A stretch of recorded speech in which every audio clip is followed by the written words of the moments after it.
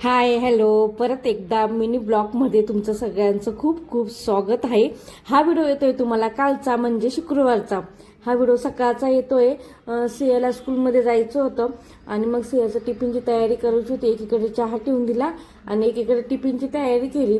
तर आज टिफिनला द्यायचं होतं भेंडीची भाजी आणि पोळी. मी तिला रात्रीच विचारून ठेवती की तुला सकाळी काय देऊ म्हणून, आणि एक दोन तिला जे आवडतं त्या भाज्या मग मला आणूनच ठेवावं लागतं. म्हणजे जसं ॲडजस्ट होईल तसे मी आणूनच ठेवते त्या भाज्या. आणि मग इकडे काय मग तिची चपाती करून घेतली, तिला भेंडीची भाजी करून घेतली आणि मग नंतरून मग हे चपाती भेंडीची भाजी थंड होईपर्यंत मग तिच्या वेण्या घालून घेतल्या. आणि ना तिला ना बरं पण नाही आहे, तिला खूप सर्दी खोकला झालेला आहे. पण मग तिला म्हटलं नको सुट्टी घेऊ, कारण की आता एक्झाम पण जवळ आलेले आहे, एक्झामचा टाईम आहे. मग तिला म्हटलं जा तू. मग गेली, मग ती काही म्हटली नाही. पण आज ना तिने आंघोळ नाही केली.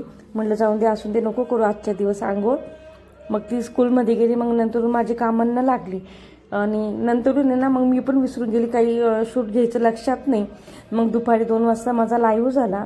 लाईव्ह झाल्यानंतर मग बघा म्हणजे जेवढे पण आपण लाईव्हमध्ये कपडे दाखवतो ना, मग तेवढे पण मग मी असे दाखवते आणि दिवाणवर असं टाकत चालती. आणि मग ते लाईव्ह संपल्यानंतर हे घड्या घालायच्या, घड्या घालून झाल्या की परत त्यांच्या बॅगमध्ये ते ठेवून द्यायच्या आणि परत आपल्या साईजनुसार मग परत ते व्यवस्थित लावून द्यायचं, पॅक करून परत व्यवस्थित ठेवून द्यायचं.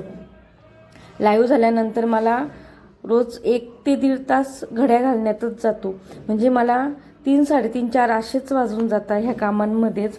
आणि मग घड्या वगैरे घालून झाल्या मग परत मग कसं संध्याकाळची कामं राहतात. मग ना मला ना आज वेफर्स करायचे होते. आता ना दिवाबत्ती ते सगळं करून झालेलं होतं. 7:30 वाजले होते. मग ना मिस्टरांनी सकाळी बटाटे आणले होते, मला अंदाजीच होते ते. मग पहिले स्वच्छ धुवून घेतले, साल काढले आणि इकडे आपले असे छान असे वेफर्स झालेले होते. 2-3 पाण्याने धुवून झालेले होते, अजून 1 पाण्याने धुवून घ्यायचे होते. हो, आणि प्लीज आपले मोठे व्हिडिओ पण मी टाकते, ते पण बघा. आणि प्लीज आपल्या माय लेकी ह्या चॅनलला सबस्क्राईब करा. श्री स्वामी समर्थ.